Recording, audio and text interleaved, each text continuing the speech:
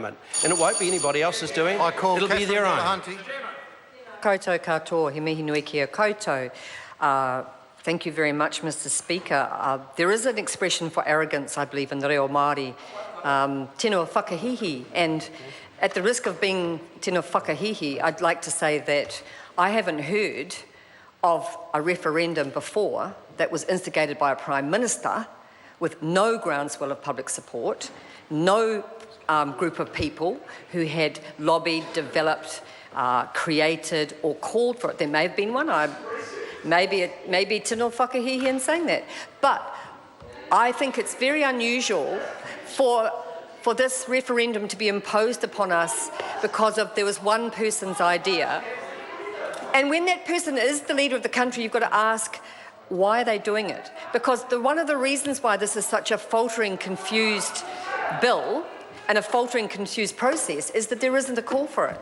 And so the problem the government has is with this bill, with these referenda, is that nobody really asked for it. And it isn't as if all of us, and I possibly differ a little from my colleague on New Zealand First, I do think we have identity issues in Aotearoa. I do think we are often quite confused about what we stand for, and that it's good to look at identity. But however, the question, ko wai tātou, who are we, that's not being asked in this referendum. That's not what we're talking about. And I've also been disturbed to hear in the debate that history started 100 years ago, because it didn't. There were flags in Aotearoa going way back. He whakaputanga, the people of Te Tai Tokerau can tell you about the flag. They can tell you about the Declaration of Independence, and they can tell you about the United Chiefs flag that was there to make sure that the people who were sailing the ships, tangata whenua ships that went to Sydney to trade, had a flag. So we have often had different flags, but for a long time we've had this one. If we're going to change it, we have to have a genuine people's movement calling for it, and we don't. It's pretty simple. That genuine people's movement does not exist. But it's absolutely clear whose people's movement exists, the movement of the Prime Minister, because he really, really does need to distract us from the economy, and he really does need to distract us from a country where people are lying in doorways and begging and struggling to find homes. Let's talk about something which Russell Norman, I think, yesterday called optics, which is let's have something that's visual. This is very visual.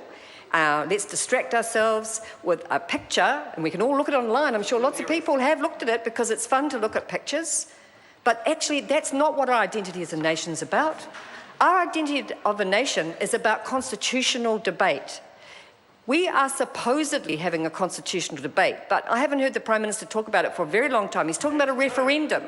He's talking about 2 referendums. When's the last time have we had a referendum on the constitutional change issues? I personally am glad we have not, because I do not feel we're mature enough as a country to have a referendum on that issue.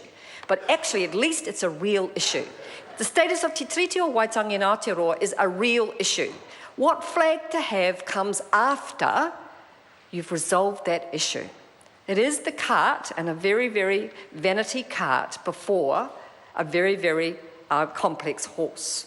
And if you want to have, sorry, Mr. Chair, if we want to have a discussion about constitutional issues, we need to start with the ones that really matter, not even a piece of cloth. That means a lot to some people. I guarantee it means a lot to some people. It means more to them than me. I am 61 years old. It doesn't mean to me. It doesn't represent my aspirations for Aotearoa at all. But I don't support, and the Greens don't support this farcical process in this referendum bill, because it's a waste of money and it's a vanity project that is actually not about identity. If we want to talk about national identity, bring it on. But this is not the conversation.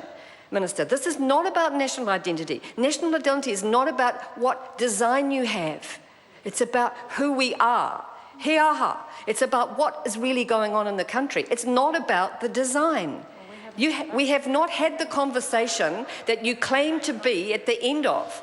It hasn't even started in these referendums, which are a colossal waste of money already.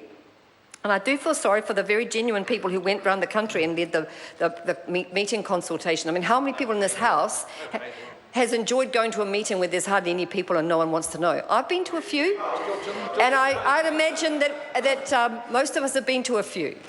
But at least at least we're not forcing a $26 million referendum onto the citizens who don't want it. The Greens want a genuine discussion.